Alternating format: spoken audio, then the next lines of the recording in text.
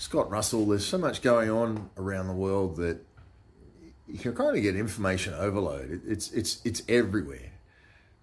I'm currently in Australia and people will say things like, well, gee, we're getting digital IDs and digital currencies and things like that. So it's global. It's all over the world because it's a global agenda, as probably most of us already know.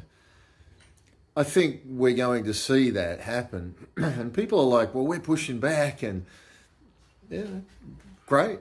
But I think something to bear in mind is these men are not stupid men. The people that have organised this are people that are, well, they've put in decades, if not longer, of work into this. So they know full well that there's going to be pushback. They know full well that there's going to be a lot of people not too happy about this. And I think one of the things they've got up their sleeve, which we do well to remember, is the complete and utter collapse of the currency.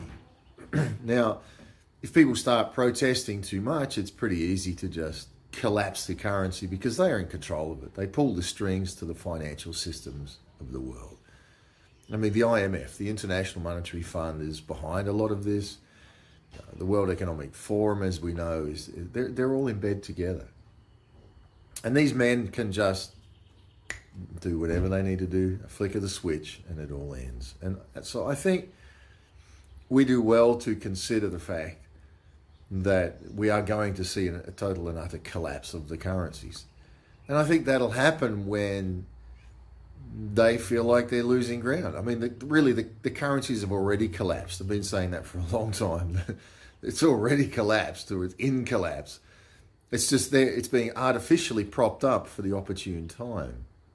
I mean, anybody with half a brain, I think, could see that. And we've talked in the past how a lot of these economists are saying about gold and silver and, invest in bitcoins and cryptos. And like I've said many, many times in the past, they'll monitor all of that because they have a digital ID in place.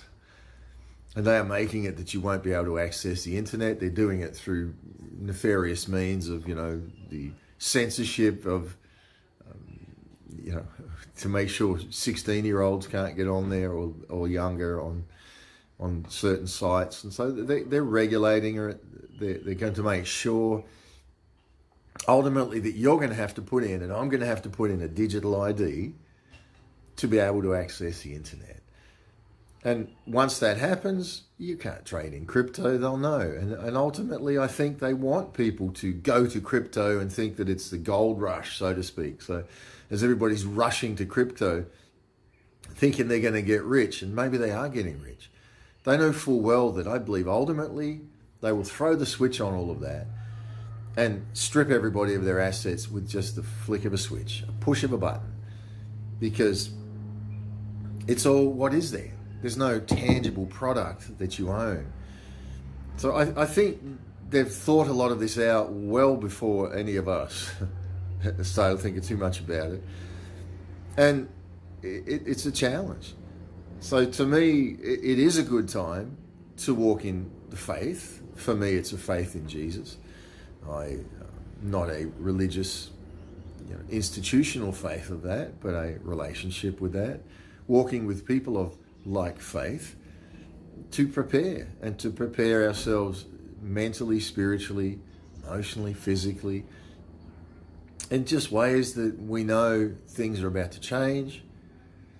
And we know that if you think there's an answer, I believe they own the narrative and they own the counter narrative. So if we think that we can just vote out one political party and put another one in, what is it they say, left or right? It's two wings of the same bird. And ultimately, it's all being manipulated behind the scenes from the puppet master of these globalists that ultimately rule. So anyway, I think it is a good time to not get complacent. It's a good time to diversify in the things that you think you feel may help you if things go a little crazy, when they go a little crazy, and they will. They will. I mean, obviously, they don't want chaos because in chaos they lose rule in one sense. But when they're ready for chaos, they can bring chaos. and then they're able to bring a solution. And that's where I believe we will see a complete implementation of a digital currency, and right on the backs of digital ID. They've used things like illegal immigration, right? How are we going to get rid of the illegal immigrants?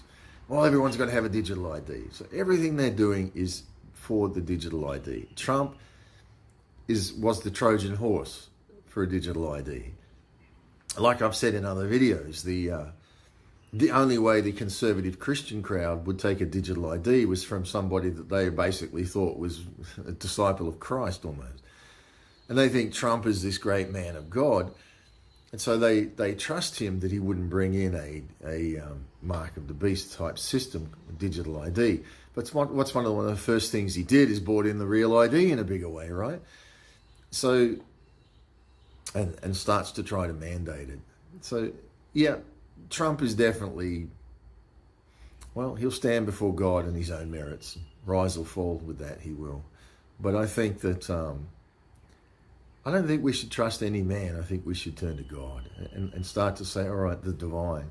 God, what is it that's for my future? What is it that you have for me?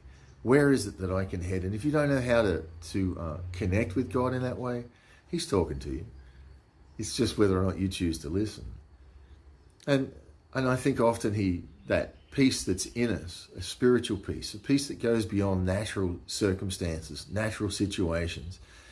And, sometimes maybe you've seen it, I have, where I've been in complete and utter vulnerability naturally, but had just an underlying spiritual peace as I've talked to God, that things will be okay. So I suggest, just as we're talking, you're not talking back to me, but I can hear you can hear me. Try talking to God and the divine, and just surrender aspects of your life to him. Surrender your life to him. Ask him to help you to walk in what you need to have for your life, in what's ahead for your life. I believe start to order your steps. Well, God will order your steps as you do that. And I think you'll start to see community, a good group of people that will come to you, maybe ones, twos, whatever, but people that are of like mind. Now, I don't believe there's any point to just going off-grid totally, because it's not practical. You can't go off-grid. How are you going to pay your rates wherever you own land? Are you prepared to walk away from all your family where somebody gets sick? How are you going to come back in if you're off-grid? How are you going to drive a car if you're off-grid? How are you going to... So I think we have to be off-grid while living on the grid. Be off-grid spiritually while living on the grid.